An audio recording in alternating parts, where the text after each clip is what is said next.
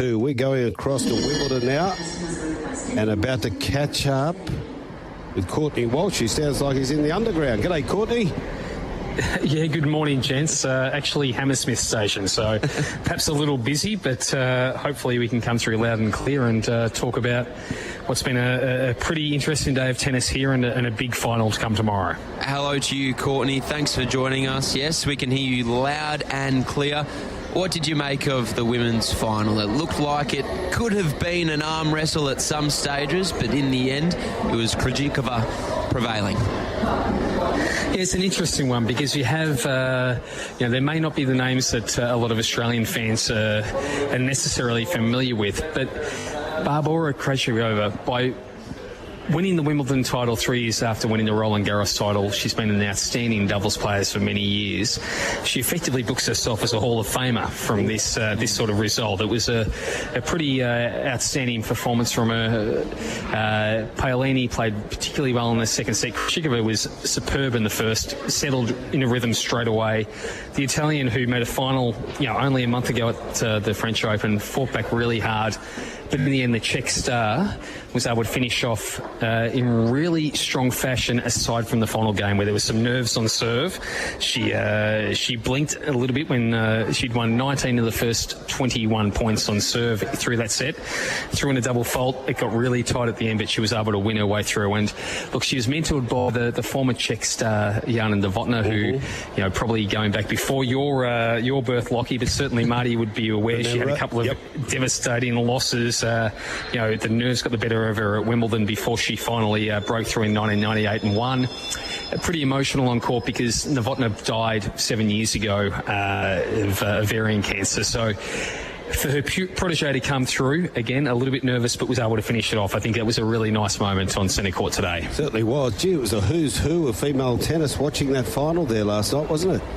They were all there. It really was. And you look at, Martina Navratilova, I think is probably the one you want to, in terms of the tennis terms, but you had Tom Cruise, you had Zendaya, you had Wolfman, Hugh Jackman was in attendance. It drew an A-list of celebrities. It's one of those things where you look at this tournament and you realise where it sits in the world of tennis. Australia certainly gets some decent A-list local actors, but we don't quite have the pull of superstars from around the world, and this one does. And they were all there. Tomorrow you get the Queen. I think the Queen will be in attendance. Sorry, not the Queen, the Princess will be in attendance to present the trophy to either Carlos Alcaraz or to Novak Djokovic. But yeah, royalty of acting was on site today for sure. Courtney, I know she didn't get the job done on the big stage tonight, but Jasmine Paolini, the Italian woman, is she not the most improved tennis player on the women's circuit? Oh, astonishing. She hadn't been beyond a second round of a Grand Slam tournament before the Australian Open in January. She makes the fourth round of the Aussie Open, which signals she was a player that clearly, she'd shown some good things in doubles before and had decent results elsewhere, but makes the fourth round of the Aussie Open. She goes to Dubai in February and wins a big tournament in Dubai. To make it through to the final in Paris and get beaten by Iga Swiatek's a massive step forward. But I would have thought, even then I'm thinking, does she do it elsewhere? Well, she nearly pulled it off today at Wimbledon, a surface where she hadn't won a match on grass until about 3 weeks ago on the main tour. So an astonishing effort by Paolini to be able to get through to this stage, and she performed really well. She fought to the end, probably only a double fault at 3-all in the third set denied her. She played really good tennis today. So why this rapid improvement? It's a good question, Marty. We see with Italian women, they have a habit of coming good later in their careers. It's almost like the late blooming Aussies, and we've had a few Aussies that do that, but effectively she's following the footpaths of Francesca Schiavone, who beat Sam Stosur in a French Open final, late in her career. Flavia Pennetta, who beat Serena Williams in her 30s, like when Flavia was in her 30s, to clinch her first Grand Slam at the US Open. Sorry, she beat Sarah Errani, but she won her first Grand Slam, in her 30s. Sarah Errani, who became a top 5 player and a Grand Slam contender in her 30s. At 28. She's got great shape. She's very small. She would have been the smallest player to win a Grand Slam, but she's got great shape on her serve. She works really hard, moves well. And just the conviction, I think, of the experience of having been around for a decade or so, she's now showing the signs of being a regular top 10, top 20 player. Whether she can get it done, look, I'm not sure. I think we talked about before through the fortnight how open the women's draw is at the moment outside of the clay courts of France, where Iga Swiatek is clearly a step above. But elsewhere, it's just a wide open field, and she's certainly among those that is doing the best she can to sort of break through for a big title. How about our boys, Courtney, Jordan Thompson, Max Purcell? They went so close, but it wasn't to be.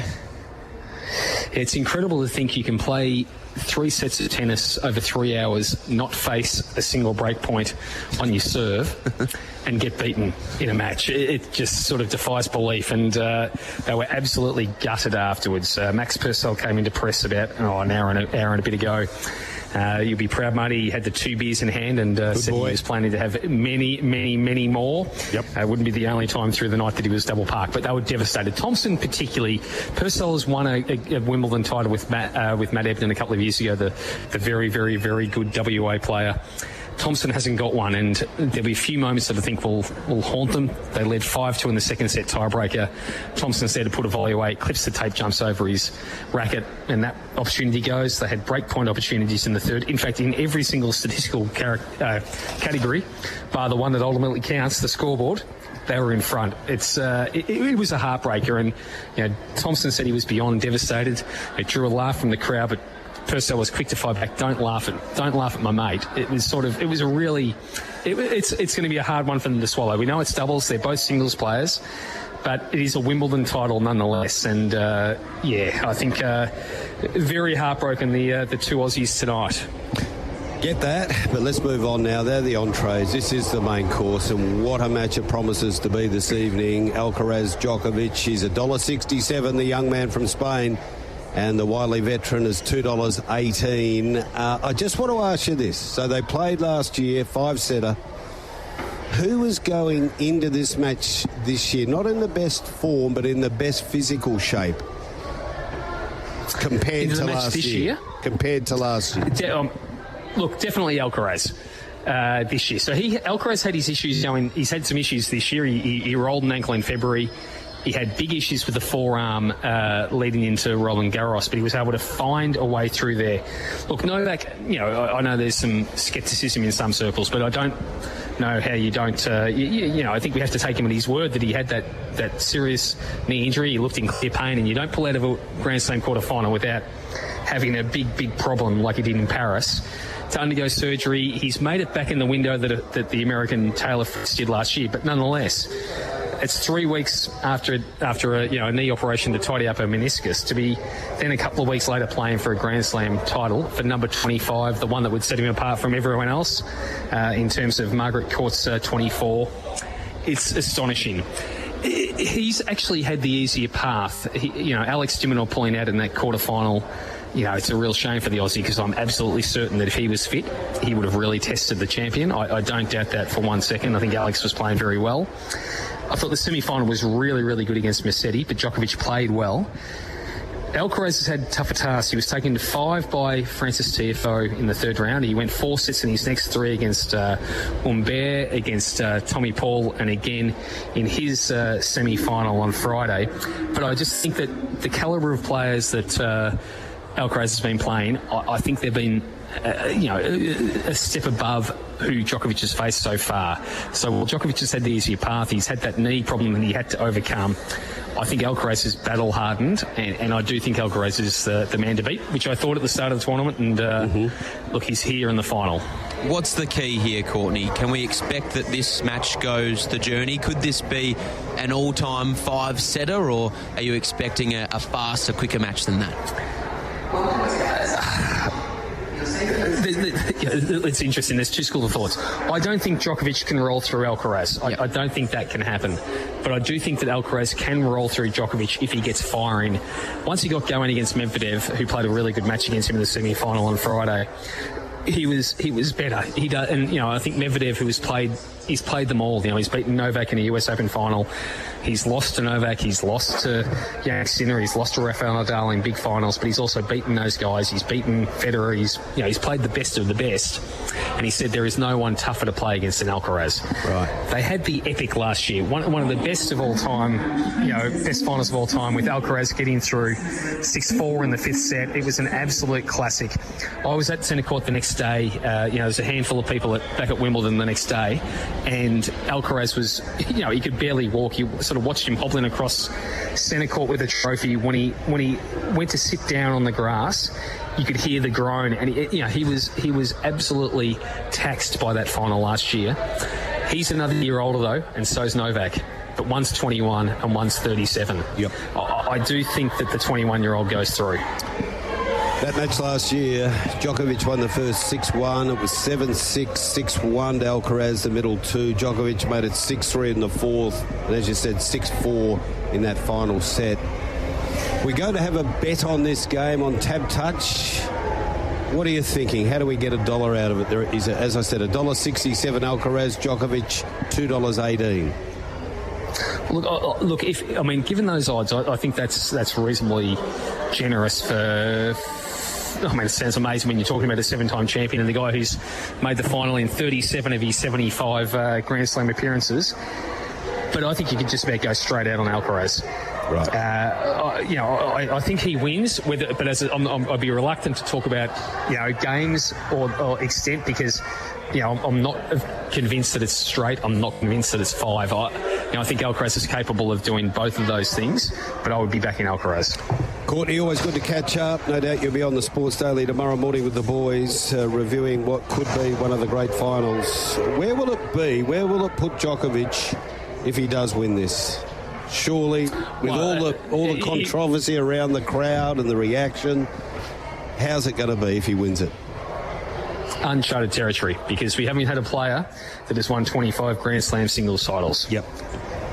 And to do it off a knee injury, to do it with the antagonism from the crowd, he doesn't help himself there, but I think it's uncharted territory. But to be fair, if Alcaraz wins, he joins Borg and Becker as multiple winners of Wimbledon at this age. Mm-hmm. We already know he's the youngest man to win Grand Slam titles in all 3 surfaces, and only 3 men have ever won 4 Grand Slam titles by the age of 22, and only 1 man in the Open era, Roger Federer, has won their first 4 finals. So he would be in pretty remarkable company as well. Ever. Always good, Courtney. Thanks for that. Find a boozer. It's getting late over there. All the best. Pleasure. I'll try and get the next train, gents. Have a great day. Thanks, Courtney. From Hammersmith Station, our man Courtney Walsh reporting in on last night's semi-final win women's final win, and of course looking forward to the big one tomorrow. Text line 0427789571. Obviously you stack the numbers all the way from Tokyo. Very happy to hear the fresh voice of Lochie Taylor. This is Kieran Evans. There you go. Mate of yours. Good morning, Kieran. He's put the Sunday Saviour in. Now, this is, if you're playing Sunday Saviour for the first time and you're not sure how it works, this is what he's done. Give you an idea. Race 3, number 3, Parori for Gary Bowen in Kalgoorlie. Race 5, number 6, Mungo Jerry, Ricky Brown. And up to Port Hedland, race 5, number 2, Reginald for Timothy Pike. Perfect. There's your little treble. There you go. So perfect format as well. That would he's get done it Soph up and about. Soph will be very excited about that. Make no mistake. We'll take a break. And coming up next is James Sully Sullivan. Time to talk rugby league now. James Sully Sullivan's a very busy man on the East Coast. He joins us over here in the West. Very good morning, James. Hello, Marty. Hello, Lochie. How are you, boys? Good morning, Sol. Great to chat. It's been a while. Let's get straight into things. We go back to Thursday night, and this was an important game for the Dolphins, an out-of-form Rabbitohs, but they just got over the line in the end. Yeah, well, mate, as you say, the Dolphins and the way the results have worked out over the weekend, massive game for them. Will they get the opportunity to play finals footy? That'll be the big thing over the next 7 weeks. So, yeah, it was a game that could have went either way. As you said, South threw a fair bit at him. Gagai with 3 again. He's been scoring some try. Jacob Gagai, yeah. Dane's younger brother, of course. But, yeah, mate, good win for the Dolphins. It's I tell you what, all jokes aside, boys, that game in WA coming up on August 2nd, won't that be pivotal in both, well, in particular the Dolphins, not so much the Roosters. I think they'll be well and truly established in that 4 by then. But massive. That turns out to be. I think that'll sell out. I think, Marty. That'll be a massive crowd on Friday night. Okay, we want to know what's your movements leading into that game. When do you arrive in WA? Yeah, coming over on the Tuesday. Yeah. I'm bringing the big man with me, Daryl Broman. So if people, North Beach Rugby League Club, very well-known rugby league club, we've got a function up there on the Thursday afternoon. So come and join us. Be good fun. Okay, tickets are still available, I gather? Yeah, mate. Yeah, just get hold of the North Beach Rugby League Club. Right. So, yeah, the team will look after you. And I've also got Liam Reddy, of course, the Perth Glory goalkeeper, but the son of one of the great rugby league players in Rod Reddy. So a little entwining the sports there, boys. Friday night, I tried to lead you into this one on Drive Soul. Sharks were just going to belt the Tigers. 58-6, there's no surprises there. No, I don't think there was any surprises. I think probably too much emphasis on Nico. At the end of the day, as I mentioned on Friday, they've beaten the Storm without Nico, and much needed win though. And they needed to blow this side away. West Tigers, as we know, it'll be all about, getting these kids ready for next year now. But important for the Sharks to get back on the horse, as they say. So, yeah, massive win.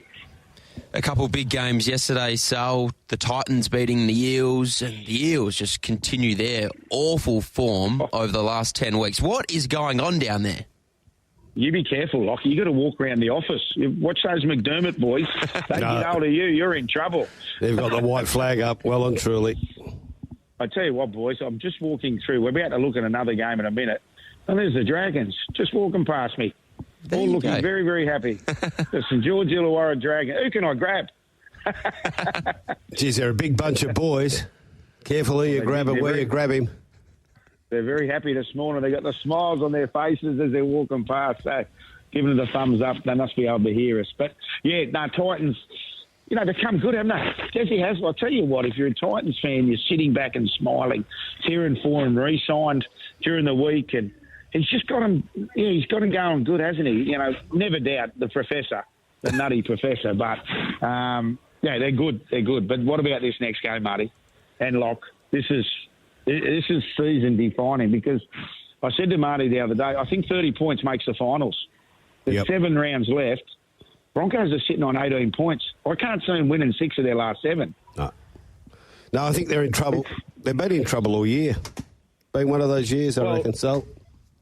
Well, the interesting thing, they haven't won a game since the 17th of May. Ooh. Work that out. We're in July. Long time between drinks. 6 losses in a row. And as I said, their draw on the back end's pretty tough. But I tell you what, let's look at the other side. Can Dragons fans dream? They're sitting on 22 points, 7 left, as I said earlier. They got some tough games. Don't get too on with the Dragons, man. I haven't got excited yet. It'll be a big finish over the last month or so, that's for sure. How about today's game? The Sea Eagles are the favourites over the Knights, and you'd expect they'll be getting the job done.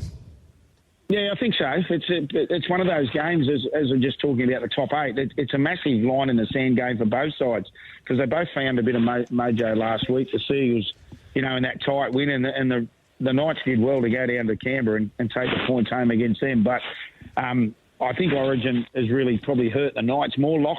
Yep. When you lose Ponga, Best and Gagai, there's a lot of points out of your back line. So, and the big thing for the Manly Sea Eagles, obviously Tommy Trbojevic is still there. So, and Ola Kawatu comes back into that back row. So, yeah, I think they will, but they've been good at home this year, and they've taken some big scalps. So, I think I think the Manly Sea Eagles will be too strong. Righto, tab toucher $1.42 the Eagles, Newcastle Knights $2.88 at 7.5 the line. How do we get a quid out of this? I'll tell you what we've seen, Marty, and we always see it through this Origin period. We see plenty of points, don't we? But my only concern is the Knights got points in them. So, mate, the big one, we're riding Homali Ola Kawatu, aren't we? He's the last leg of our try-scoring multi. So we'll just take Ola Kawatu to score, the Sea Eagles to win at $3. That's probably the best play of the day. Ola Kawatu, Sea Eagles at $3. Now, let's go to State of Origin on Wednesday. There's a bit of talk around that Bradman Best may be carrying a bit of a hammy. What's the story there? Yeah, he's had the hammy. He did it probably a couple of weeks ago. We saw he scored that second try a few weeks ago and was a little bit stiff, but he's trained with the side yesterday. Interesting enough, Kiri has been let go, and Suoli's come into the 20. So that might be just a cover, to be totally honest, Bradman Best. So at this stage, though, he trained, and it looks like it'll be all systems go. Queensland, same scenario. They're bunkered down, haven't they? Very unusual for a Queensland side to bunker down, especially when it's up here in Brisbane, the game. So, it's all systems go. It's exciting. We just can't wait, really, to be honest. Finally, we got a decider. Lock up. Here we go. So we know that the stats are going to favour Queensland. I was talking to Michael Radley, knows his NRL very well, on Friday, and he's adamant to me that New South Wales can win this. Yeah, I'm with him. I am. I just thought the brutality that they brought in Game 2, they've got to carry on. I don't think that'll stop. As I said, the big thing, I was talking to a mate yesterday, I love that forward pack, the New South Wales forward pack. I like their bench, but the Queensland backline is like dynamite. But who's going to light it?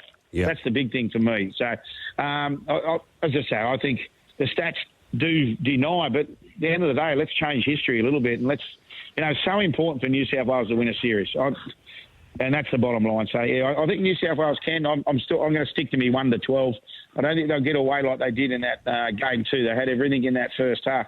And you've got to remember the important things that came out of Game 2, Marty, is Queensland won the second half. And sometimes you've got to look at moments like that. Yep. So, and I think, and they jumped out of that early lead before New South Wales had all the ball. So I think Michael Maguire will be aware of that. And trust me, Queensland will be throwing plenty of defence at Mitchell Moses. So that'll be my tip early. So would this have to be one of the more tight origin markets in recent times, 3, 4, 5 years? Queensland are $1.84, New South Wales $1.96. It's tight. Absolutely. And it was $2.15 at the start. 2 weeks ago, New South Wales were $2.15. That was cream. But I think it is, and that's the best thing. As I say, we go into it. Like the last few years, the last game's already been decided. Yep. So, I'm excited, and bring it on. Okay, so always, always good to have you on the Aftermath and Talking Rugby League. We'll listen in next Thursday, talk again on Drive on Friday. Yeah, absolutely. We might even jump on Drive on Wednesday afternoon, Marty. Yes, for a late one. Yes, before the State of Origin, of course. Let's do that. Okay, boys. Cheers, mate. Safe. See yourself. Bye. You're listening to the Sunday Aftermath on Tab Radio Racing and Sports. Chris Nelson joins us right now. Very good morning, Chris, and welcome back. Thanks, Marty. Great to be back. Great to be chatting to you and Lochie. I caught up with Shorty while I was away. I hadn't seen him for about 8 years or so, had a lunch with him in Bali, which was very enjoyable. He's a terrific bloke, Shorty. That's dangerous. How long did the lunch go for? No, we kept it pretty short. He had a driver waiting for him, as you do over there. So probably only a couple of hours. But I'm sure we could have gone on for longer. But probably just as well. It only lasted that long, guys. Who paid? That's the interesting question. He did. Oh. He did. He went and paid, and I'm pretty filthy on this. He went and paid before I even knew about it. So that means I owe him one. I don't know when it'll be, but I owe him one for sure. That's the thing about Shorty. He's a smart operator. He's ensured he's paid at the cheapest possible location. Yeah. When he heads east, Sydney or Brisbane, it's going to cost you 10 times as much. That's why he's dirty. Exactly.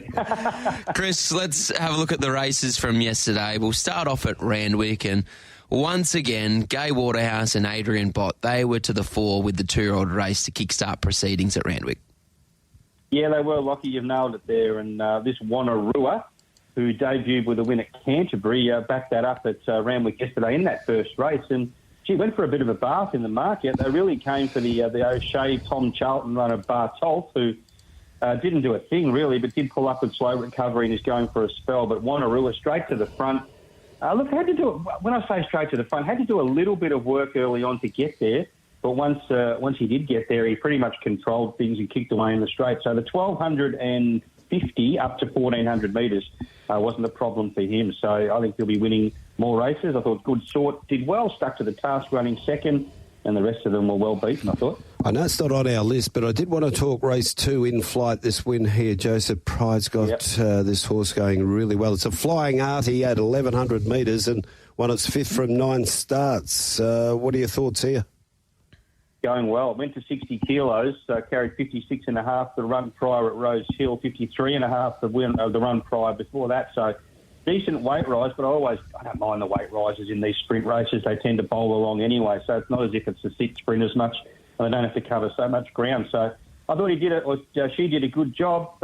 She's by Flying Hardie, as you mentioned, there, Marty. She's owned by Proven Thoroughbreds. They just seem to have really good horse after really good horse. So here's another one. Whether they'll go on and race again or go for a break and come back for something later in the year remains to be seen. But, yeah, got the job done once again. Flag Hall was there from Queensland. Was never going to match it with in-flight. Form up is okay, but was never going to match that sort of form.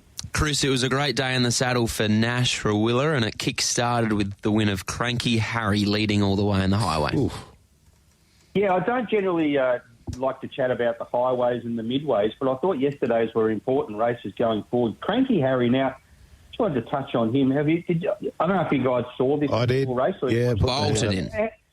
Well, they actually, other jockeys should have been booked for loitering because they just handed this race to Nash. He sat there in front, and I think they were running 12 and 13 sectionals, and he had the biggest hold of all time on the home turn. I think 100 metres from the line, he's put the horse back under a hold again. So the race was presented to Cranky Harry on a plate. He had the best form going in by a fairway as well. So he looked a good thing on paper. They made sure he was a good thing, and look, he'll probably win again. But, I just couldn't get over the fact that they gifted that race to Nash and Cranky Harry.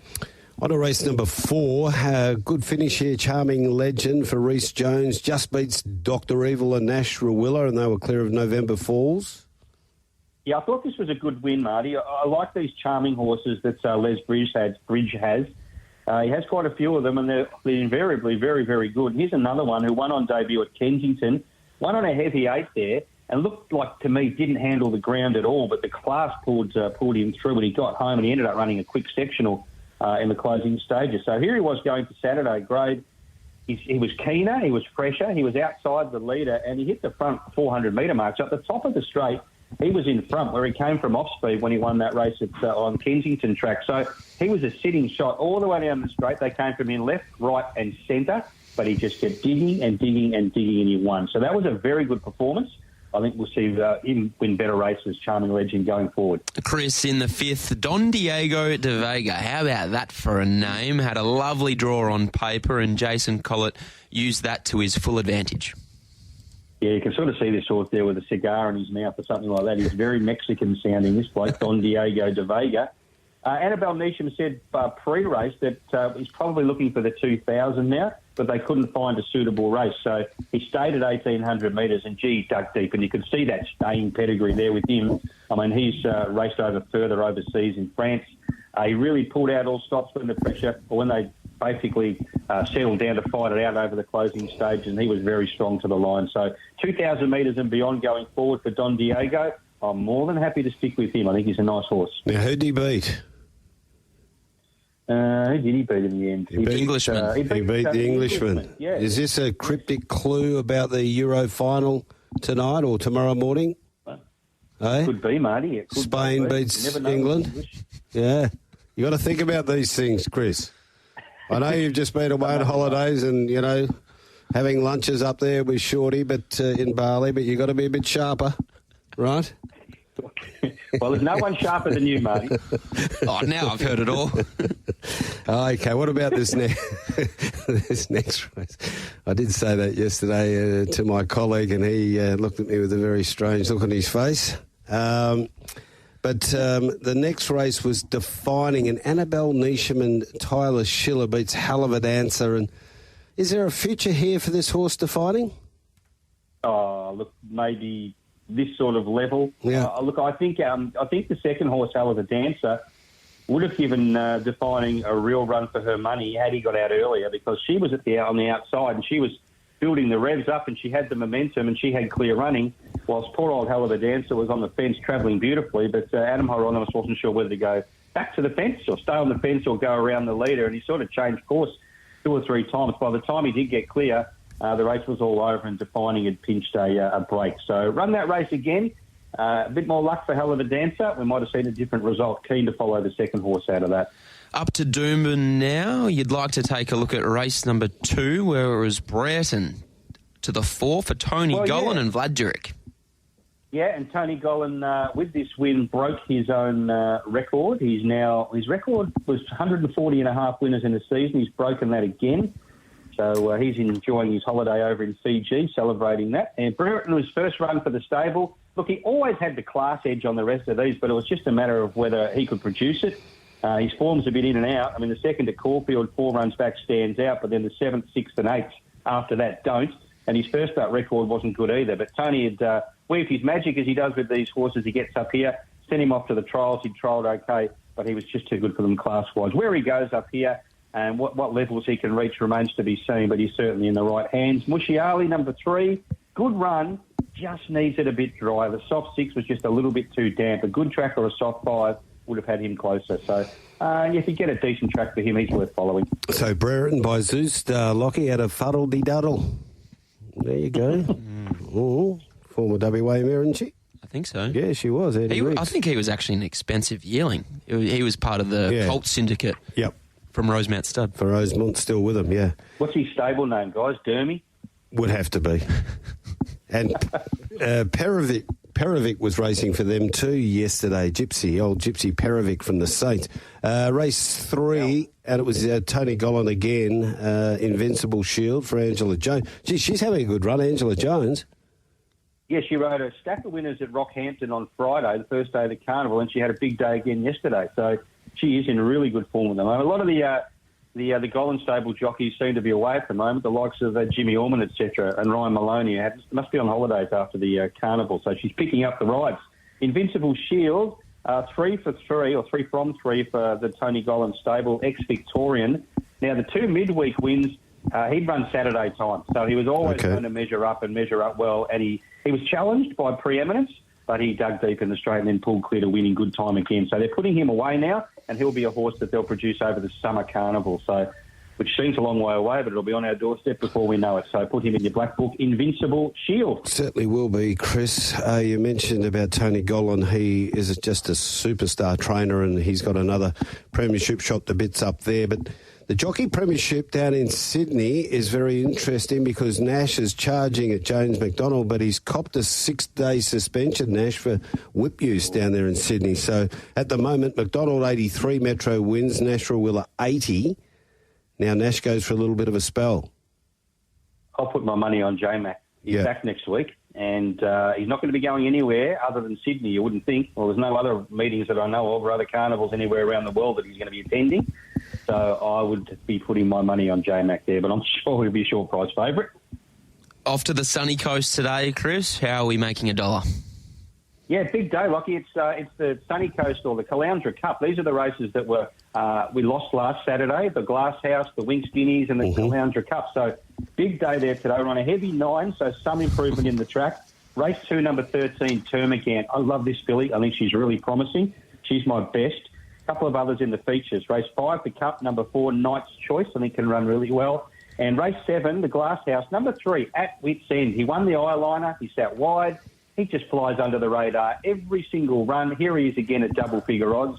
I'd be having something each way on him.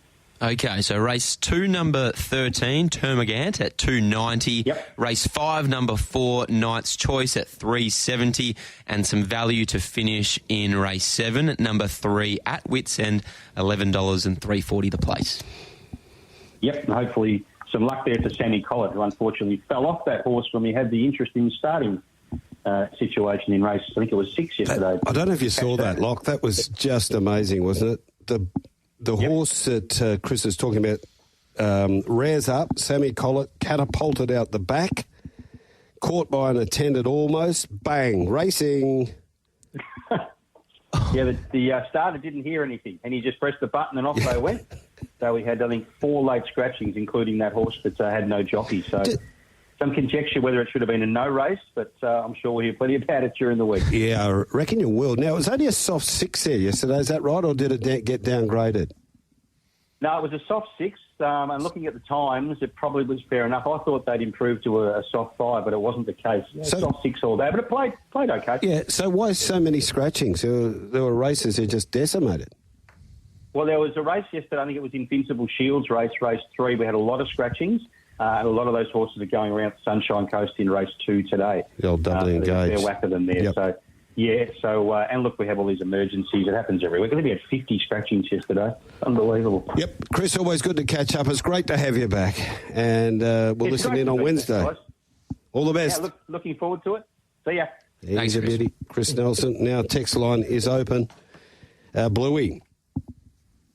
Here, Freo and Bombers show so much bias, so inconsistent to be a top 4 side to them both.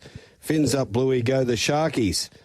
Well, I think it's a case, and you and I were discussing this earlier on. Obviously, the power of making the 8 was greater than the power of staying in the top 4 or consolidating a top 4 spot yesterday, wasn't it? This round, I feel we'll go back and look at this round and assess this round in a month, 2 months' time, and look at the results and shake your head. Look at the teams that were at the cusp of firming up their top 4 positions. All of them have got beat. Carlton, Fremantle, Essendon, and you compare that to the horses, the teams on the cusp of the 8. They're desperate to win, and they duly saluted. So Western Bulldogs were in the 8 for a tick until Melbourne leapfrogged them with that win over Essendon, and Hawthorn, they just continue that charge. So they're only 2 points and percentage, and they have got a poor percentage, Hawthorn, but if you win enough games, you'll still get in. That top 8 is up for grabs. And Melbourne, who I thought were borderline cast. Let's be real. Petrarca was out. Gawn was out yesterday. That was the big one, albeit potentially offset by the fact that it was such a wet day. But they're in 6th position now. They're on 40 points. They're going really, really well, albeit they do have to come to Perth next week and face Freo, who I think are going very well, in particular at home. Lost no admirers Freo yesterday, but been at pains, Lochie, at pains on Drive over the last month, saying how many players, young first-year players at Melbourne have been blooding. And we'll have Racetrack Ralphy on here soon. I think they've probably blooded more first-year players than maybe Collingwood this year, and they've really found some. And you just can't underestimate the power of youth. And that game was to be decided on contested ball. And effort. And pressure. And Essendon, when it rains, they just don't bring it. They choose when they want to bring that pressure, Essendon. They really annoy me. And that's what you get with teams like that. Absolutely. Hawthorn, on the other hand, you just know every game they go into now, it is pressure-packed. They are my favourite team to watch in the comp. Brilliant. Yeah. Brilliant to watch.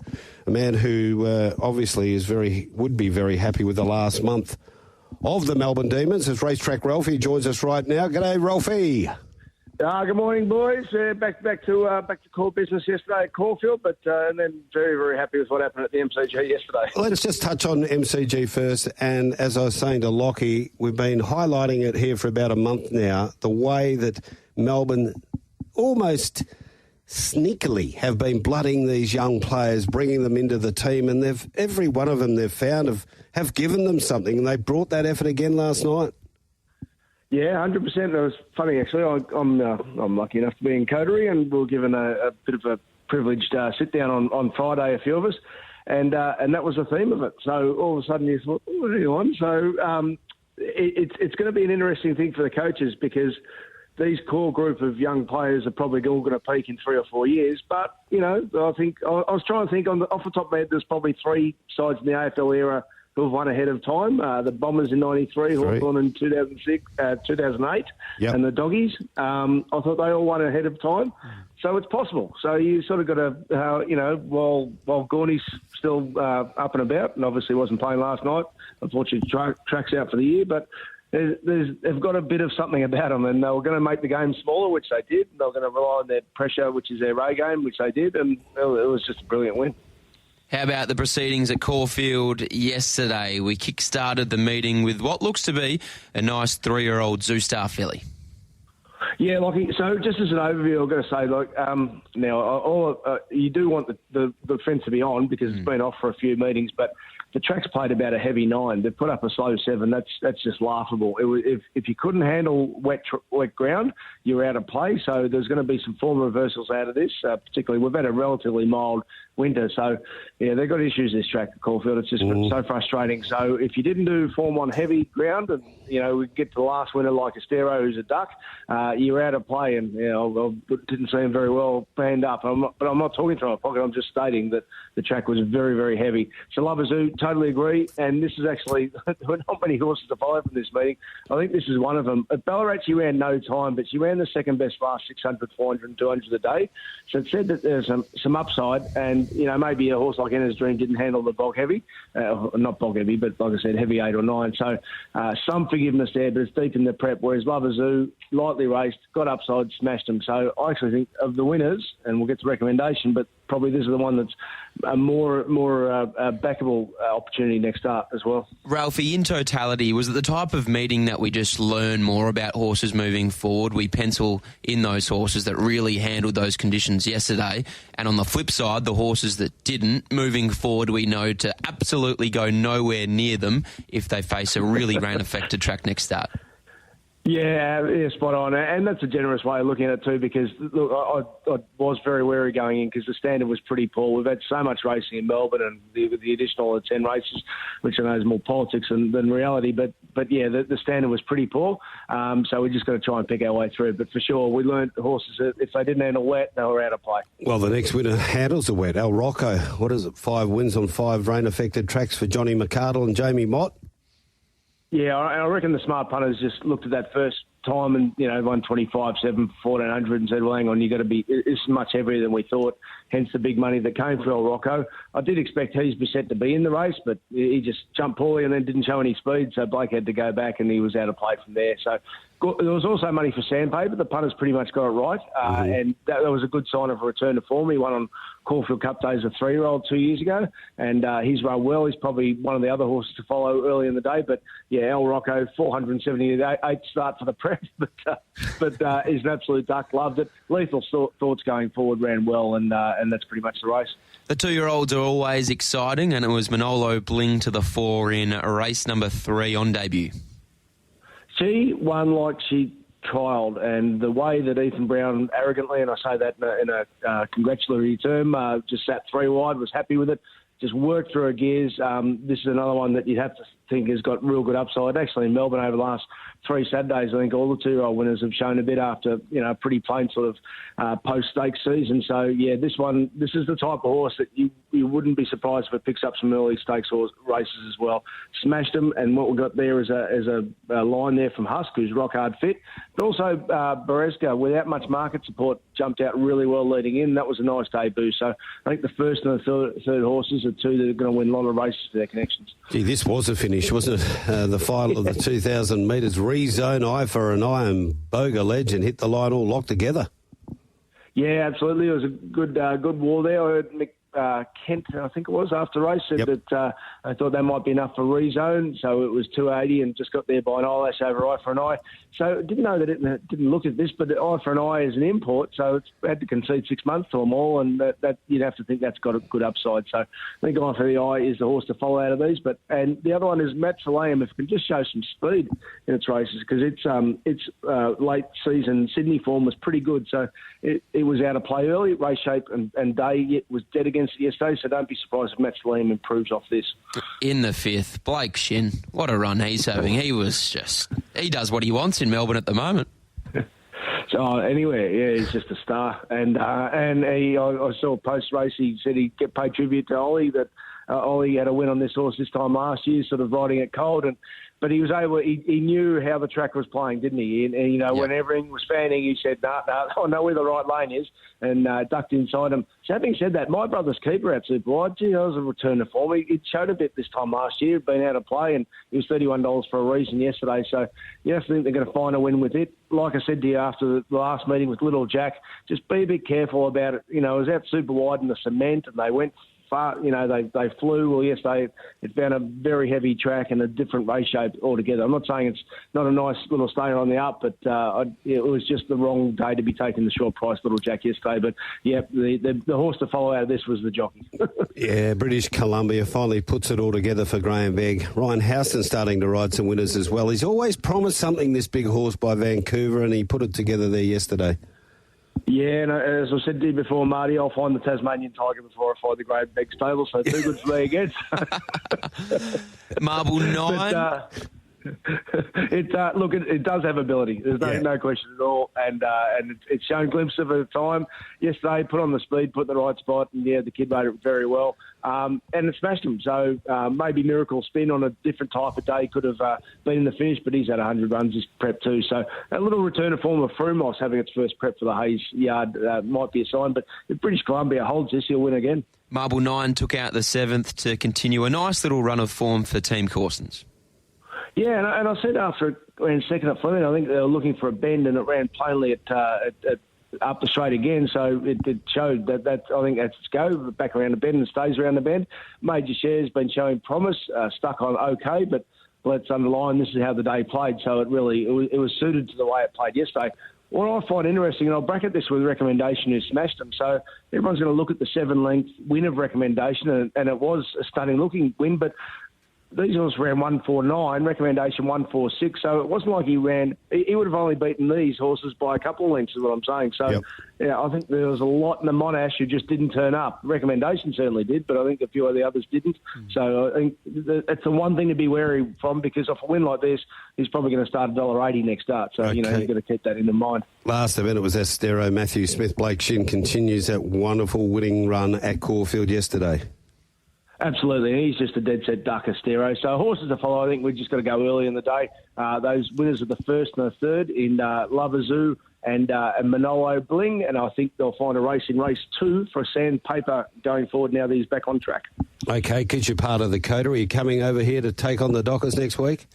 Get a free trip here, Ralphie? Yeah, no, I've already done my bucket. My trip this year was just Adelaide, so next year I'm definitely going to get to your fantastic venue. It's on my bucket list. Give yourself a chance? I do. We're back in town. Hopefully, we've got the big boy back too. I'm not sure if he is, but it'd be handy if he was. All right. All the best. Always good to chat. Good on you, boys. Thanks, Get all that information on racetrackralphy.com.au. That's where you find the winners there. Yeah, Blake Shin, as you rightly said, Lochie, he is riding up a storm at the moment, isn't he? He is. How about the win of recommendation? Oh, blew him away. The Group 3, John Monash. Kieran Maher prepared. They do a fair job with their horses, don't they? They do. It's interesting to note that Kieran Maher thought that the horse was perhaps a touch underdone going into yesterday, but he wasn't far off them on a firm track in the Oakley Plate, so perhaps he's just a horse that's best suited getting his toe into the ground, and that was the case yesterday. Beat the second horse by 7 lengths and gave it 2.5 kilos. Time. On the Aftermath, it's time to introduce the 1985 Brownlow medalist from the Footscray Football Club, Brad Hardie.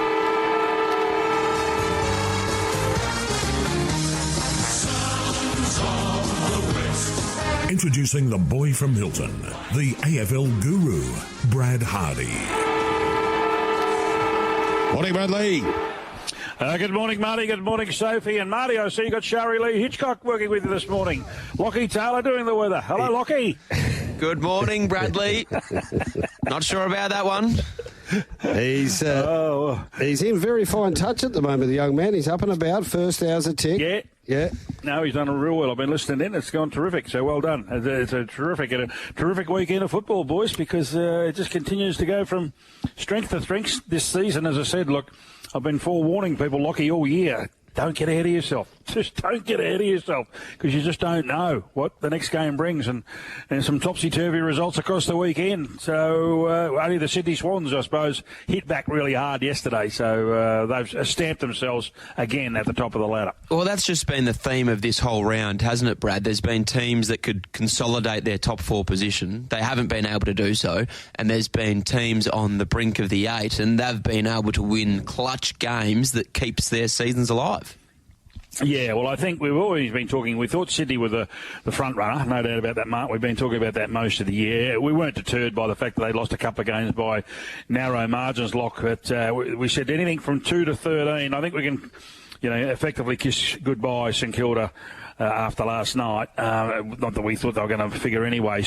But there are still a few very entertaining games today involving Port Adelaide and the Gold Coast, for instance. That's a cracking one. The Giants can continue their search, Lochie, against Richmond. And what do we make of Brisbane taking on West Coast? You think Brisbane should be winning, but a lot of people looking for a little bit of a pushback after the sacking of Adam Simpson during the week by West Coast. So an interesting day for Sunday footy. Yeah, dead right about that. Port Adelaide can jump to 4th if they beat Gold Coast today. Let's start Friday night. Collingwood Geelong, as we predicted on Friday night, Brad. Geelong would gun them down late. Is there a sting in the tail for Collingwood, or are they in big trouble to make the 8? No, they're in big trouble. I hate to say that for Pie supporters, but yeah, I was bullish about them, I thought. But again, Marty, we spoke about it on Friday. They just can't get their unit on the ground together, Lock. No. You know what I mean? They've got guys going in and out all the time, intermittently, 2 weeks, 3 weeks, 4 weeks. And we know teams get injuries, but they've been really important personnel. Myercheck, Pendlebury, DeGoey, Howe missed the other night. Darcy Moore's going like a bastard. He's just not getting anywhere near it, to be honest. Quaynor has had a lean year. Yep. He played well. He played okay against Jeremy Cameron the other night. Had a couple of goals kicked on him, but he doesn't know what to do with the ball when he's running out of defence. Johnny Noble was good. He came back into the side, gave him a bit of energy. But Marty, I've looked at their. I can only give them one, Lochie, of their next 6 games, and that's against Richmond. The rest of them are 50-50, Marty. And if they win 3 of them, that's not going to be enough. So that's a really, really tough. And they're good sides they're playing too. They're not playing the tripe sides. They're playing the good ones, including the Swans at the SCG, which this time last year you would have given them a chance. At the way they're going at the moment, the way Sydney are back on track, albeit against North Melbourne, they're going to be hard to stop there. Well, look at their next 4. Hawthorn, Richmond, as you touched upon, they win that. Carlton and then Sydney. The way Hawthorn are going, there are no sure things against them. No. I'd tip Hawthorn. They'd be favourites. It's a mini final next week there, and they always play well against Collingwood, regardless, Lochie. But they're on a real roll, on a bit of a surge themselves now. Hawthorn, as we know. So, and as we say, it's the City and Sydney, and it's not good. It's not looking good, promising for Pies fans. But Geelong just continue to get it done. They've got themselves in really good shape because they've got those home games to come as well down at the Cattery, including my boys next week. But they don't really lose down there, Lock. So Geelong look as though they could finish as high as 2nd, but certainly I don't see them finishing probably any lower than 3rd or 4th. Oh, that is for sure. The Cats have put themselves right back into this premiership race. Down at Launceston, it was a terrific, hard-fought encounter. These are the games I like. And Hawthorn, they finished every quarter off better than Fremantle, and they were able to gun them down after Fremantle wasted their chances in that 3rd quarter with inaccurate kicking. Yeah, it was a funny one because I spoke to Captain Gronwagon down there yesterday morning, and he said, the breeze won't be too much, but it just seemed to be a decisive little bit of advantage going to the left of screen, that's where a lot of the scoring was done. You could still score at the other end of the ground, but as you say, Marty, in the 3rd quarter, Fremantle were inaccurate. I think they kicked 4 goals, 6, Lock, which is not good, but they just hang around, Hawthorn. They just hang around, and they were able to curtail Brayshaw, Sarong. They sort of sat on him. He still played a good game, but they limited him. Luke Ryan couldn't get near it down the back to be the architect. Geordie Clark had 20, but didn't really have a huge impact on the game. But look, I don't know whether it was by design or fluke or a bit of both. There was a situation in the 3rd quarter there, boys, where Hayden Young had the ball. Sicily had to tackle him, Marty. He couldn't tackle. His shoulder was obviously busted, and he got defended. He got the Dusty Martin fend off, and then all of a sudden I think Mitchell said, look, I've just thrown forward, take him away from that situation of having to tackle, and they turned into a masterstroke because he ended up with 3 goals, and including a good mark in the last quarter to win the game. So people are saying a genius move. Well, yeah, it could have been a genius move, but it might have been one by necessity as well. Brad, what's the most impressive thing about this young Hawthorn side? Ever since they lost that game to Port Adelaide and they lost what looked like a unlosable game, they just seem to find a way in these close ones now. I think it was before that, Lot. You think? Yeah, it was before that, yeah. Yeah. It was that loss to Melbourne, wasn't it? It was a loss to Melbourne when they played tiki-tiki. Played in the first quarter. It was putrid. It was unbelievable. Like, it can be overstated and overrated. Now, I defy anybody. I mean, you do the maps in racing, Lochie, so you get a bit of a good idea, Marty, what's going on. Look, people say, the style of football that they're playing, all the structures and all of that, that's all well and good, but there's only one structure. It's called get the ball, keep it, get it through the goals.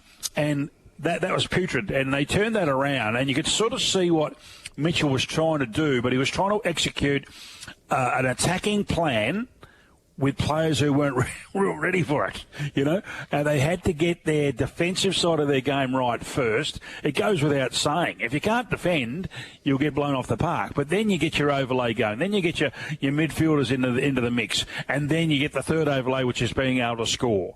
And they don't have any great big names up front.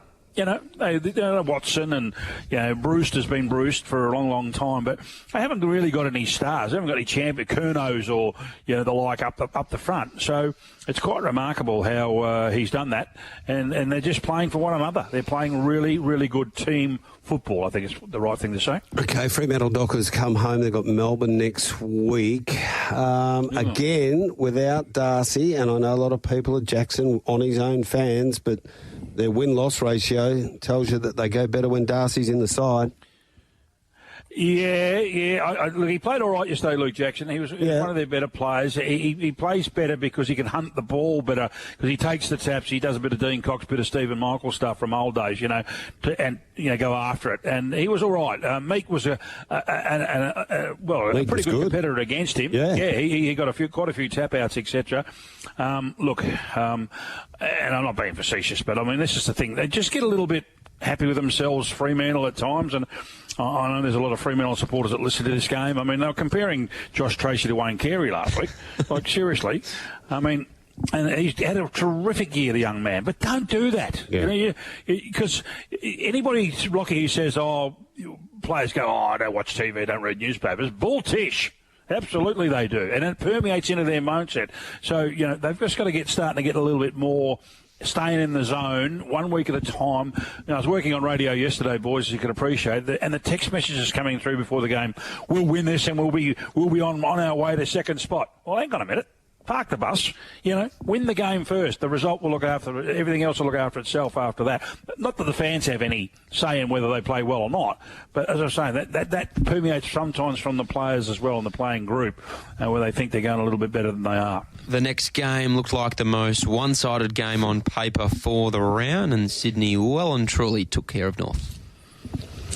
Yeah, you always felt as though they were going to bounce back, and unfortunately North were probably copping them at the wrong time, because they just lost those two games narrowly, as we spoke about. They hadn't done a lot wrong. Poor old Logan McDonald had a couple of shots post-game, or late in the games then came up a little bit short, but he played well with 4 goals, obviously, and they got Mills and Parker back as well. And you can't underestimate that stability of experience. And look, Parker's playing for his footballing career. Mills he's a permanent fixture, but Parker's playing for his footballing life. So he put in a really, really good performance. So from that point of view, everything pointed towards Sydney having a big win, and they got it done. And North Melbourne, well, they live to fight another day, but they've got as they say, if they want to get off the bottom of the ladder, they're going to have to find a couple of wins late in the season. The win of the round, I thought, Western Bulldogs. Gee, when I heard Treloar was out before the game, I thought, well, they have got none now against Carlton, and they've fashioned a win. Well, I'll give him a brickbat and I'll give him a bouquet. As you know, Marty, I'm always worried, Lochie, about when the Bulldogs play anybody with not one but 2 key forwards. They always struggle, particularly without Liam Jones. Of course, O'Donnell's boy's been taking the 3rd tour, but he was out as well. I thought, we've got Rory Lobb and Buku Kama, so I've gone, oh, my God. And in the first half, I'm thinking, well, the best player for Carlton was Harry Mackay. The second best player was Rory Lobb for Carlton. It was unbelievable. But to his credit, he fought back. And Buku did a good job. I mean, he had 3 goals and Curnow kicked in accurately, but that was a gutsy win, I've got to say. It was a fantastic win. They deserved to win the game. They were still shaky there towards the last quarter. Paddy Cripps, well done, 200 again. He played outstanding. I mean, if they win the game, he gets the 3 votes and firms up even further for the Charlie at the end of the year. But, I thought they were really, really good yesterday, Marty. Waitman, there was a few there. Libber, Bont was serviceable. Jamara Ugle-Hagan, what a star. He came through. Yeah, well, he had to come through. I mean, everybody put the heat on him this week. Is he ever going to be the man? And that's what he's got. But he'd been going for the ball very haphazardly, to be honest. And yesterday he started to jump through the line of the ball and take it at its highest point. And, Wiedering's a gun. There's no doubt about that. But he can't jump, and he's slow.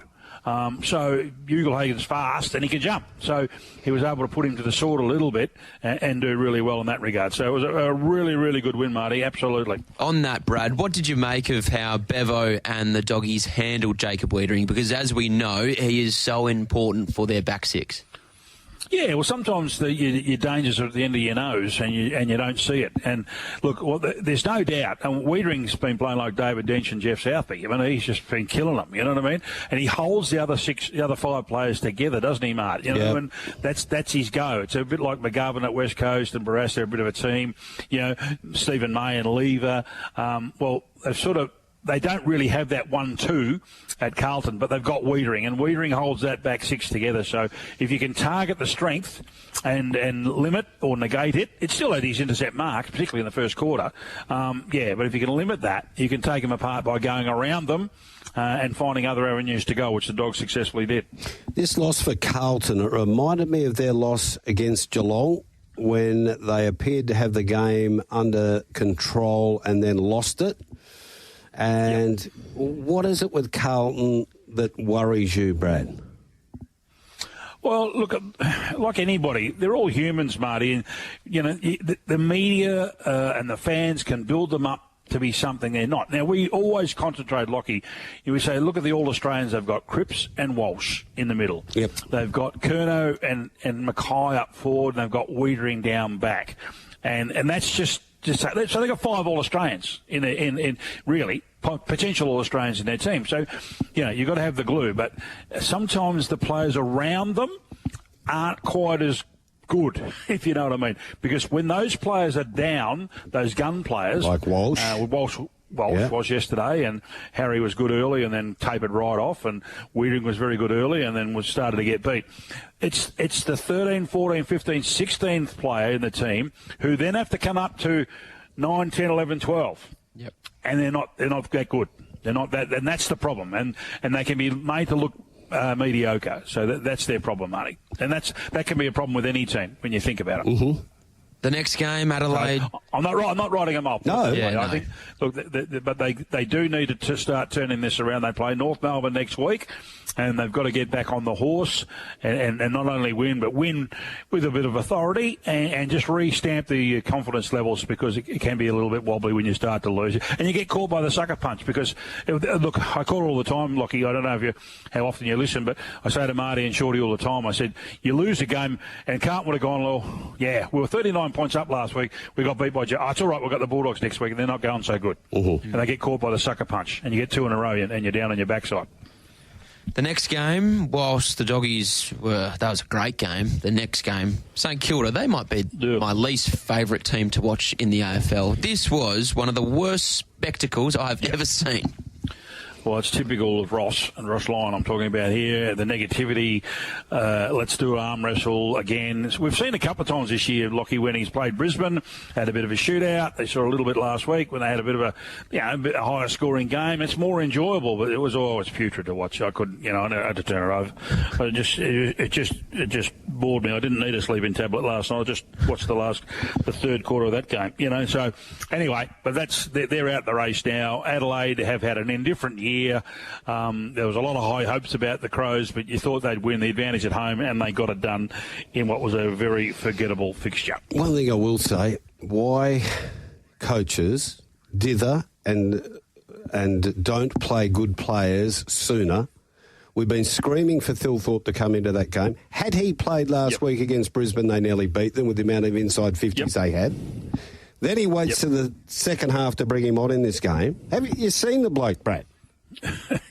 What are we trying to protect him from? Hurting someone. Hurting someone. Outsmart themselves. And then he brings him on and he basically wins the game for him late in the match. He's the decider. Just play them. And then you look at the other end, and you look at the other end. Look at St Kilda. You're sitting down, Marty. I hope you are. They're going to sign Max King, right? At St Kilda. Do you know till when? 2033. Yeah, good luck.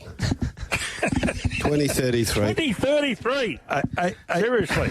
It's crazy stuff. I know that. But one thing about Thilthorpe, when he gets into that team for Adelaide, he'll change them around a bit because he gives them a target and he takes a bit of pressure off Taylor. He does, and that's what Sir Fogarty hasn't been able to do. He can kick the ball. He's one of those blokes. He's like a Marshall at Port Adelaide. He can kick it if you can get it to him. You've got to get it to him, and that's the problem. And he's good for one or two. Whereas Thilthorpe can be, not as you say, not only a permanent fixture up there that can guide the ball through him and be an alternative to Taylor Walker, but he contributes to the scoreboard by doing. I mean, it's laborious, Lochie. It makes you want to vomit. I know. Contest and bring the ball down to the ground, please. That's all you want. That's how simple it is. If you can't mark it, bring it to the ground, and that's what Thilthorpe does. He doesn't want to do anything fancy. He's not trying. He's a bit my-checkish. He's a bit blue-collarish, but he's got a bit more up his sleeve because he's younger and he's a little bit more mobile. Now, Brad, this is the game I've been looking forward to chatting about all morning. Melbourne beating Essendon. I'll let you two wax lyrical about Essendon's shortcomings. I'll be back in 10 minutes. We'll do this in two. I think Ralphy Horowitz had a bit of a bounce in his step this morning. I would have thought. I mean, it was a good win. It was the other win of the round, and I say that not facetiously or mischievously because without Gawn and Petrarca, you thought, hang on a minute, and Essendon have been going so well. They've been so line and length, sharing the load. Merritt had been flying. Langford had been good up forward, etc. A few of those promising players from 2 years ago, some have been going really well, some haven't been going well and been carried. And it came back to haunt them last night. And they just didn't adapt to the conditions. I've got to tell you, I've got to apologise because I didn't see the rain coming. It's one of those things about Melbourne. That all of a sudden this cell appeared from nowhere and it started raining. It wasn't predicted. But Melbourne adapted way too early, too better, much better. Rivers and co, and unfortunately Essendon thought, we'll just show up and we should be right. We'll be able to beat Melbourne and we'll continue on our merry way. But it didn't happen. Attitude is a wonderful thing in footy. Certainly is. Let's have a look at these games today. Gold Coast play Port. They're $1.77. The Coast is Port $2.05. This is an interesting game, Brad. It is. Marty, I'm going to put the overs in my multi for you this morning for my Sunday saviour. It should be a terrific game. Now, Gold Coast haven't been beat there or at TIO, so they have to win this game. And Port Adelaide, with their backs to the wall, Lochie, have been a very formidable. It was almost they're going to neck him a few weeks ago, Kenny, and all of a sudden he's back in the fight. So it should be an absolute beauty. I'm going to lean to the Gold Coast. I'm thinking they've got one more shot in the chamber, and they should get it done. So I'm going to go with the Gold Coast on that one, Marty. The Giants should just clearly take care of Richmond. I think that's a pretty simple one. And Brisbane will take care of West Coast, but you're expecting something from West Coast in regards. And I'm not worried about the score, to be honest, Lochie. I'm worried about the energy levels and the work commitment and the effort. That's all I want. Jared Schofield, feels as though he's in an audition. I don't think he is. I'm a guy. Look, I like Jared Schofield. The person, he's a wonderful young man. I don't think he's got any chance of getting the coaching job going forward, but that's just me. Really? Yep. And I don't say that. So what happens if he does get a lift in effort and performance from the West Coast in these next, 7 games? Yeah. Is he a hope then? No. Okay. No, I don't believe so. Right. There was a car crash of a thing the other day, and the smartest thing that Don Pike said was, we being West Coast, will draw up a list and go and get who we want. Okay. And they can, and that's how they can do it. So he's been under their nose for a while. Others are more bullish than I. Again, it's not a slide on Lochie. On Jared. But if you're saying to me that Jared Schofield gets the job before Dean Cox, Ash Hansen, Chris Scott, Ken Hinkley, whoever, I'm saying you're wrong. Yep. That's all. Brad, is there any legs to the Nathan Buckley rumours that he could be linked to West Coast? a bit narcissistic, these blokes. They love it. He put his hand up for Tassie. I mean, really, it'd be a great name to have coaching, but I'm not sure. I think when you look at what's been happening in more recent times with Fly McRae, you've seen what Kingsley went up there and had an impact at GWS and might be on the way back again now. Uze hasn't had as good a time of it, but there's coaches out there, Lochie, and you've got to go and find them if they're not. But when you talk about pedigree and blokes, has the bloke has done any more than Dean Cox can do where he is? I wouldn't have thought so. I mean, if that's my ideal lineup, is Dean Cox to be coach. Yep.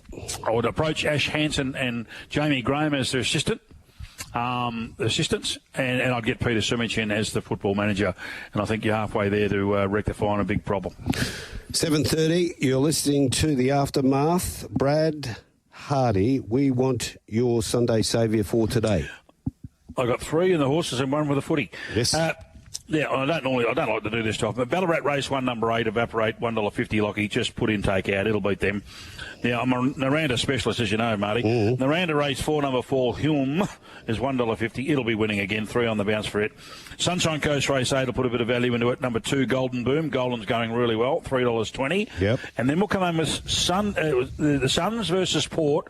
Total scoreline over 166.5, Lochie's $1.90. So 150, 150, 320, 190, 1370 there, Marty. Can you just give me race and number for the second leg? Race 4, number 4, Hume. I'm a Naranda specialist. I went there to call the game for the West Coast many years ago and never forgotten it. And Love the place. Best thing about Naranda is the road out. Brad, always good to catch up with you because Retrovision and Loans 123, they do the business. They certainly do. Did you see? Hang on. Did you see Never Endings win on Friday night here at GP?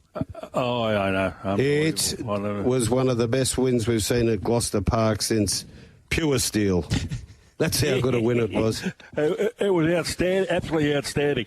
And commiserations to Donald Trump too. He's just having a little bit of a time of it this morning, boys. What's happened there with Trumpy? They've had a pot shot at him.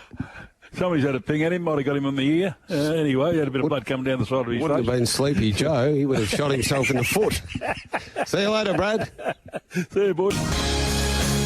Racing and sport from different angles. You're listening to The Aftermath on Tab Radio Racing and Sport. Oh, you got to get up early tomorrow morning, Lochie. 3 a.m. our time. The Euros, the final between Spain and England. Neil Sherwin's been our expert covering it all the way through. He joins us this morning to talk about it. Good morning, Neil. Morning, how are you? Good morning, Neil. Very well. What a match this is going to be. 3 a.m. Perth time.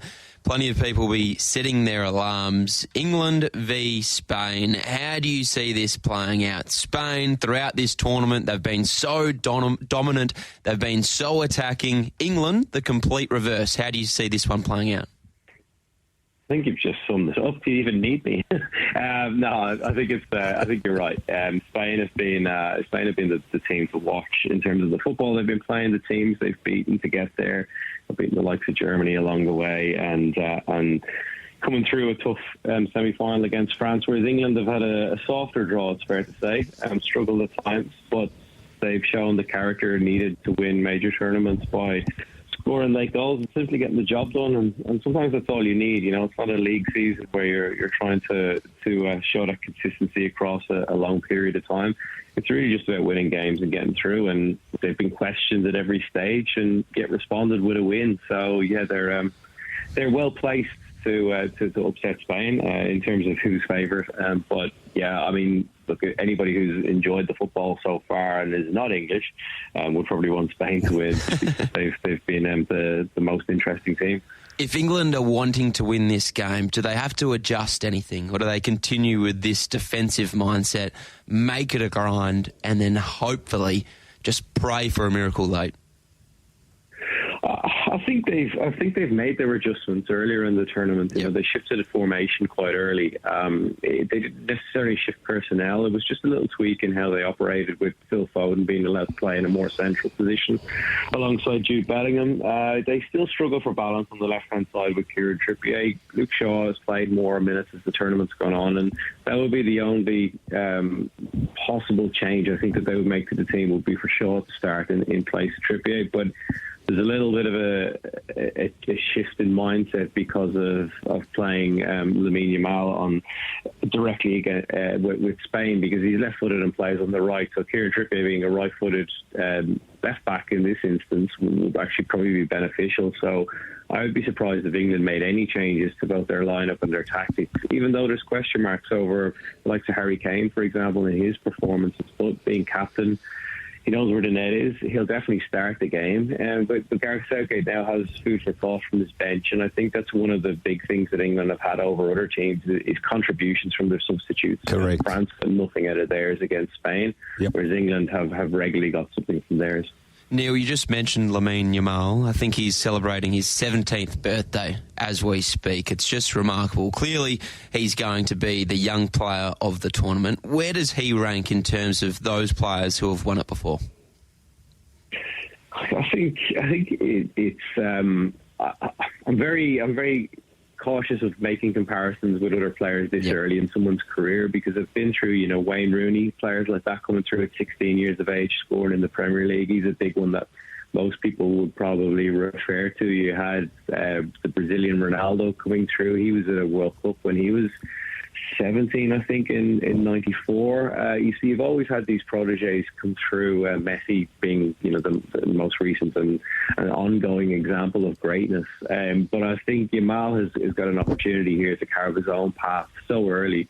He's been known about with Barcelona across the season with La Liga, but Barcelona are in a massive slump at the moment and been crying out for a saviour, I suppose. So there's a lot of pressure on his shoulders in that environment. But going into this tournament with Spain, it was, well, can he do it against the big European nations? And he's been outstanding. As you say, he's a shoe-in to win the Young Player of the Tournament award. He's absolutely got the ability, the confidence, to tear England apart. He's really just that good, and we saw that with the goal he scored against France, the confidence to cut in off the wing and bend one into the net, and it's beautiful to watch. So yeah, he's a real threat, and England will have to come up with a plan to stop him, because everybody else has failed so far. So the knock on Spain has been they look a bit slow in defence. Do you go along with that? Yes, I think they weren't helped in the last game by having two of their normal starters suspended. Those guys come back, and I think Danny Carvajal in particular at right back is a massive in for them, because Jesus Navas is 38 years of age, played most of his career as a winger, and has lost a little bit of the pace that made him so dangerous when he was younger. So he was exposed a little bit against France. Naturally, against Kylian Mbappe, it's going to happen, and he came off, early in the second half. Whereas I think Carvajal has been a consistent mainstay in one of the best teams in European football esteem, which has just been Real Madrid over the last few years. Outstanding player, gets the job done, and knows how to deploy a little bit of dark arts, I suppose, is the term they use in football for the dirty tactics. And we saw that in the quarter-final against Germany, when he happily took a red card to sacrifice himself for the team in the last minute. So basically a winner, and bringing somebody like that back into the team will definitely help them massively at the back. And I think Marc Cucurella, left back, is somebody that people were scratching their heads about when he was starting for Spain, because he's had a really tough last year or two in the Premier League since he moved from Brighton to Chelsea. But he's had a good tournament, and his battle with Bukayo Saka will go a long way to determining the outcome of the game, I think. So how do you see this game actually playing out? After 90 minutes, what's the scoreline going to be? Well, I'm praying that Spain will be 4-0 up after 10 minutes and I can enjoy the game. But how I see it playing out, a bit of a grind. I think, to be honest, I had similar thoughts about how the semi-final played out against France, because France had that similar mindset to England as keep it tight at the back and then hopefully score goals at the other end. And they got that early goal, and it was, do Spain have the ability to break down a team that had, up to that point, conceded one goal in the tournament? And they showed that they did. So I think England will be cagey, as you mentioned already, hope to score maybe on the counter-attack. But Spain have the quality to be patient and to break them down, and I think that's ultimately what's going to be the difference.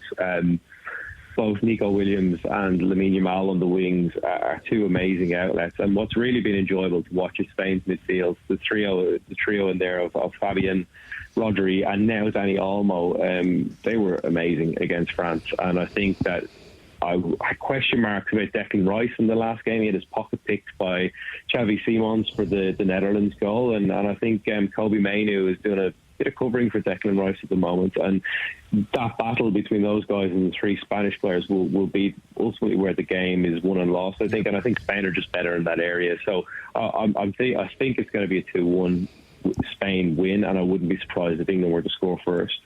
2-1 win at 90 minutes? Yeah, 90 minutes. Well, okay. Because I have to go to work afterwards. so Spain 245, that's your bet. 275 is the draw, and 340 for England. That's at 90 minutes. Yep. Yeah, I'll go at 90 minutes. Yeah, I think it'll be done in that. I think both teams won't want extra time because they just look so leggy as the games have progressed, particularly England. The likes of Jude Bellingham, Harry Kane have come off long seasons, and it's showing for them. So I think Spain will have the legs to grind them down in the 90 minutes. Beautifully done, Neil. You enjoy the match, and for any more information on the game, go to Backpage Football and find your good work. Thanks for covering the Euros for us here at Sports at Tab Radio over the last month. No problem. My pleasure. Thank you. There is Neil Sherwin. We've got to get into this text line. Far away. Retrovision. Text line 0427 789 571. Lisa of Allenbrook opens up the betting. Morning, guys and team. Woof, woof, woof. Brad, Rory Lobb has been playing in the wrong position. Is he a backman? Well, it would appear so at the moment, Lisa. He's really playing that role well. And that's 2 out of 3 games. He's actually been outstanding down back. With the upsets yesterday to Carlton, Freo and Essendon, this is one of the most open premiership races we've seen in some time. Not much separating teams from 2nd to 12th. Now, you say that, but the top team just keep on winning, don't they? Sydney. And did you see the reaction to Luke Parker when he kicked his goal? If he's not a spiritual leader of that team and they find a way to keep him in that team, I don't care who drops out. I think he had 2 goals, 13 touches in a quarter. If Port and Brisbane win, ladder changes again, that is for sure. The Hawks win over Freo was due to the masterclass stroke by Sam Mitchell to send Sicily forward in the last quarter. The Hawks kicked 5 goals to Freo's 1. The Hawks are climbing.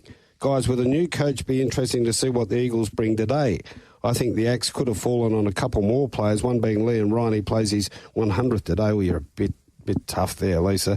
Have a great day and a week, everyone. Cheers, Lisa of Allenbrook. What are your thoughts, Sarah, on Liam Ryan?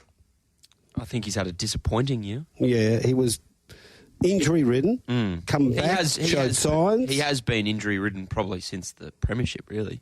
I don't think we've seen the best of him since then. But, yeah, he's been down on form. He is the type of player that I wouldn't be surprised see go elsewhere and be a perfect top-up player for someone that's in the premiership race. Willie Rioli style? Yes. How does Zach Jones get a game? He's shocking. Look, I've got a bit of a barometer for St Kilda, and that is when Zach Jones gets a game, I stay away. That is Anthony of Freo. Anthony also has put one in. Essendon are no hope in the wet, and I concur 100%, Anthony. The cup is coming home. That is Jim from Pommy Pie. He's up and about. Can you imagine the scenes if they do happen to win this thing? Imagine Piccadilly. I have a couple mates over in the UK at the moment, and they said it was just an absolute circus when they won the semi-final. Piccadilly, I get it. Piccadilly Circus, very well done. Tab Touch. Now, this is from Neil. So if you want to get your Sunday Saviours in, he's going race 6 Sunshine Coast 1 Safrado, race 7 Sunshine Coast number 10 Punch Lane, and a race 8 from Narandera River Plate, the 5. It's as easy as that. Just send them in on 0427 789 571. We've got a text on the Retrovision text line. Are we allowed to talk about what happened at Belmont Park yesterday in the Bowfine? And that is from Adrian. Of course we are. Of course we are. Yeah, really, really sad scenes. Nero Dio unfortunately went to miss around 100 metres from the post, and subsequent to that was euthanised on course. It was, terrible scenes. The jockey aboard Nero Dio, Jared Noske, was complaining of a sore hip. Mm-hmm. Originally, it looked like a badly corked hip. Since then, I think Jared believes it may be a touch worse, but Jared will be off to get scans on Monday morning, and that will reveal the extent of that injury. But our thoughts and prayers certainly go out to Steph Bakranich, who just adored Nero Dio, and also the Divatini family. No doubt about that. And what a warrior he's been. He's won that race twice, son of playing God. Yep. And he's one of those horses, and you know all about this, Loch, that there are certain horses at a certain time of the year at a certain race. They just show up. You will know that because of Idyllic Prince. Exactly. He was like a modern-day Idyllic Prince. His longevity, he's been back at this level. This was the third time that he was back about to win a Bowfine Stakes, and there was nothing to suggest that he couldn't come back and do that another year. He was just an absolute ripper for Steph and her team. And as hard as it is, but that is racing again. Yep. We often talk about the roller coaster racing. Well, there it is right there. But I concur with you to connections, trainers, everyone. There'll be stable hands who love that horse, who works with him all the time. And to everyone listening in, our heartfelt go to you. Madi Derrick is going up to the Goldfields today to ride, and she joins us on the Aftermath. Hi, Madi. Hi, mate. How are you? Yeah, we're good. Lochie Taylor's with me. Morning, Maddie. Thanks for joining us. Full book, apart from Symphony in Red, who is out of the last. Let's go through them. Yak Yak to start the day. A long-time maiden. Can today be the day with the blinkers going on? Yeah, well, about 3 starts ago, she ran a really good race, running second behind Lacey Ace. So I think she's got the ability to win one of these races, and I think the blinkers will definitely help her. I think she's just a little bit green without them, so hopefully with the addition of the blinkers, she'll just race a little bit more generously, and hopefully she can show the ability that we can feel, on those days when she does run those good races. So fingers crossed she can improve with the blinkers and do half a chance. Hey, Maddie, you're right in race number 2, interests all of us. Charging Bull, Helen Harding, and the trial back at Calgary on the 23rd of June is good enough to say this horse can run a good race first up. Yeah, obviously he'll improve from whatever he does today. He's obviously only on his debut, so he's probably going to be a little bit green. It's hard to get a gauge on how forward they are in those three horse trials. So I'll know a lot more about him after today. He seems like a fairly straightforward horse. Not a lot seems to faze him, so hopefully he can make the transition from trials to races in a good way and show us what potential he's got. In the third, My Boy Chris is first up here today and an outsider according to the market. Yeah, I sort of left it to Helen with this one, whether she wanted me on Cocoon Bay or My Boy Chris. She thinks that My Boy Chris is going really well. So hopefully he can have a nice run first up and hopefully he's in for a good prep. Okay, race number 4, the A to Z Paddle and Paint Handicap, and here you're teaming up again with Helen Harding and Naughty Gossip. So this horse had good form down in Albany before going to Calgary and running 7th, but you're only beaten 3 lengths behind Novatorio at its last start. Yeah, it was actually a lot better run than it looks on paper. She was a little bit inconvenienced at the half mile.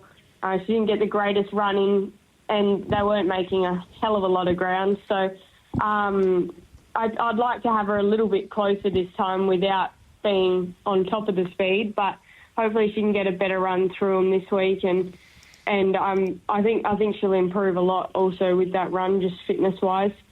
So I'm thinking she's one of my better rides as well. So hopefully she improve off her last run. Mungo Jerry in the 5th. It looks like you might be hopping back aboard this boy at the right time. Yeah, I think he's found a really nice race.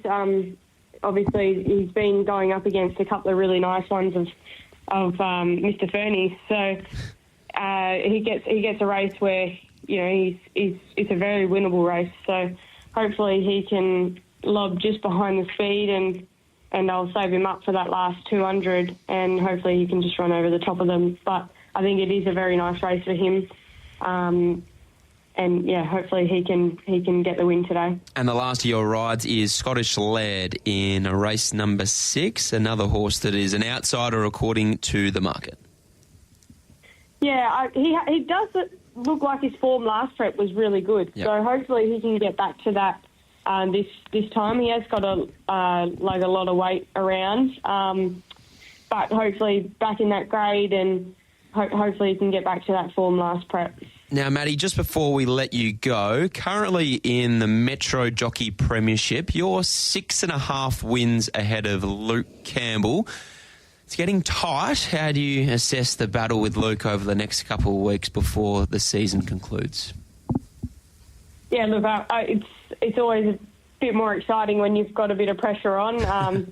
There's only a couple of meetings to go. Hopefully I can hold out. Obviously, anything can happen between now and then. It's been my goal when I came back to go leading Metro Apprentice, so I'd be really, obviously, very happy to get that win. But, as we saw yesterday, there's a lot more to racing than just winning the premiership. So, I'll be doing my best, but it's not the end of the world if it doesn't come about. Absolutely, well said. Thanks for joining us, Madi. Fingers crossed for a winner or two up there in Kalgoorlie. Enjoy your day. Thank you.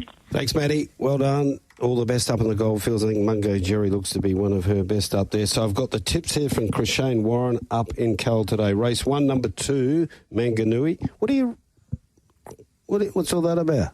What did I do? Aren't you a fan of Chrishane? He's a terrific tipster. Are you serious? What are you? Chrishane's one of my favourite people on the planet. Okay, race 4, number 5, Duo Muso, and race 5, number 6, Mungo Can we delete Jerry. that, or is this live? I noticed you did this last week when I read out his tips. So it's 1, 2, 4, 5, 5, 6 for the big guy up in Kalgoorlie. Good on you, Chrishane. Hope you're getting over that flu. And up at Port Hedland, Troy Morrissey can tip a winner as well. So he's going race 1, number 1, Shooting Kontiki. Race 5, number 2, Reginald. And race 6, number 4, Zadar Rock, which is his horse. Racing. Bezecchi came out only fairly. Wisebarrow shows early speed. Hunting through was Shy Emoji. Getting checked there was Bezecchi to the outside, and Miss Envy drives into second. 3 lengths away, Shy Emoji with Bezecchi, then followed by Kuro. Well back, Sunset Comanche, Emerald Guard off the back, and Wisebarrow hunting up on the inside. Miss Envy now sees the lure. Hunting on them was Bezecchi running on around the corner. Wisebarrow, Bezecchi out wider up on the inside. Miss Envy finds the front. Bezecchi coming late. Miss Envy's won a nostril over Bezecchi, and ahead away in third place was Wisebarrow. In behind them, next of all, Sunset Comanche. Okay, that was the win of Miss Envy. It was in the Greyhounds WA, the West Chase. A good win. Steve Shinners joins us to talk about that victory. Hi, Steve. How are you, Lochie? How are you, Marty? Yeah, we're going well. Good win from the 7. Got across, tracked the lead and hit the front and was able to hold off the late challengers. Yeah, no, it was an awesome run by Box 7 over the 490s. Not a great box, and she got herself in a great position, and I think she had the leader covered around the corner but galloped on him, so she lost all momentum, which I thought she probably should have won by 2 or 3 if she'd have got through there. But look, it was a good effort to gather a pace again and kick through. No, she's a very high-class bitch, and got a big opinion of her. What's her ceiling here, Steve? Because, as you mentioned, things didn't exactly go to plan on Saturday night, but her winning record now, it's just building and building. Yeah, look, we'll be probably travelling interstate with her for a few of the young bitches races and that shortly. Look, she won a maiden at her second start at Cannington in 29.53. Like, to give you an indication, Amplified, who I had, and Flake Manelli, the 2 bitches that have only gone quicker than her ever. So to do that is just, rare air sort of thing. So, and look, she just keeps on improving. The whole litter is the same, like Transcendent, La Sagrada, and there's one that broke in the quickest, hasn't even started yet. So, look, they're a very promising ling, and I think we'll be doing quite a bit of travelling with them. And yeah, she's just a genuine little competitor. She just always puts her best in and likes getting past the dogs. And yeah, we're not sure where she'll head, but she's certainly got plenty of ability. Okay, and distance-wise, can she get a bit further, or that's a sweet spot around there? Look, I mean, they're bred to run a bit further, and look, she is very strong as well. Like, I mean, the run-home times when she ran the 29.5 are very quick. So, yeah, look, down the track she might definitely step up to 600. Her sister's probably a bit more clean-winded, La Sagrada, so she might go a little bit further later on. But, yeah, at the moment, we'll just target the young dogs races. Like, they're not even 2 until next month. So what they're doing now is awesome, and they're sort of going a little bit better than the first litter with Electrified, Solidified and Runaway to Mars, and that litter earned nearly $1 million, I think. So, yeah, it's looking very promising for them. Yeah, you mentioned the mum, or not by name, I don't think, Miss America, but by gee, she must be. Is she still with us? Hopefully. Yeah, she's actually due next week. She's she's in Pub to Bernardo. That'll be her last litter. She's got another litter after this one. The Aston DB, she's got a litter to Hooked on Scotch. They're about 9 months old. Now they're stunning looking pups as well. And yeah, she's just been a freak producer. I don't think there's actually been a slow pup in any of the pups out of these first 2 litters, which I've been in dogs a long time, and to get a brood bitch like that's like a gold mine. So it's been very blessed. Wow. So just for our listeners who tune in and like me, don't really get what these pups could be worth. So with the hype around her now, do you go to market with them, or you just keep them yourselves and race them? No, well, generally we've just raced them ourselves with just a few close friends, the first few litters, or up to the 3rd litter. But we're sort of in an envious position at the moment where we've got Amplified, who's due on season shortly, and then we've got a little girl called Fortified Mac, who's out of the first litter to breed with as well. So we don't have a big property, and we only basically train 12 dogs. So it's a little bit hard. So there will definitely be some for sale, and they'll get snapped up pretty quick. They'll be around probably the $20,000 mark, I'd say. But so none of them have ever been advertised. We've had lots of people that have inquired, but we're sort of stuck loyal to our people. But at the moment, it's just you've got to keep the numbers at a manageable level. So, yeah, there will be a few for sale. So normally how many pups to a litter? Generally around about the 7 mark. Sometimes they can have over 10. But yeah, on an average, it'd probably be around 7. So yeah, and look, when you get big litters, you've generally got to help them a bit too, help feed them. So it's a lot of work to get them through. But it's very rewarding when you get good ones. So. Steve, thanks for coming on the program today. That's a terrific story. Miss America, you'd be giving her a pat every night, making sure everything's going okay. That is for sure. Terrific win there in that West Chase final by Miss Envy, and continued success going forward. No worries. Thanks, boys. There is Steve Shinners there. That rounds it out. Loch, you've done all right. Got through unscathed. 2 hours. We've got a few texts to get through. Might save them up. We've got Big Red coming in. We do. He'll be strolling in very shortly. Counting down to news at 8 o'clock. Stay with us for Racing Review with Michael Heaton. He'll be coming up next.